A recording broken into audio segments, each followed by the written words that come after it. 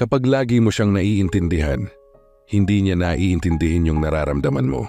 Kasi kapag pinagpatuloy mo yung idea na lagi mo siyang naiintindihan, magkakaroon ng tendency na wala na siyang pakialam sa nararamdaman mo. Kasi unang-una sa lahat, alam niyang mag-i-stay ka, alam niyang nandyan ka lang, alam niyang kahit anong gawin niya. At kahit paulit-ulit niya pang gawin yon, andyan ka lang. Magkakaroon siya ng kumpiyansa sa sarili na ilang beses ko naman na tong ginawa, pero hindi niya ako iniwan.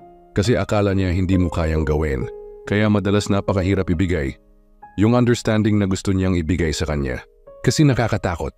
Nakakatakot yung idea na baka masanay siya at dumating sa point na hindi na siya mag-effort sa relationship.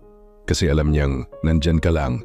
Kasi alam niyang wala kang ibang direksyon na pwedeng gawin at puntahan kundi ang magstay. Kaya huwag kang matakot mag-walk away. Huwag kang matakot umalis sa mga sitwasyon na hindi mo naman deserve.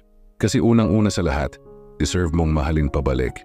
Kagaya ng pagmamahal na binibigay mo ng buong buo.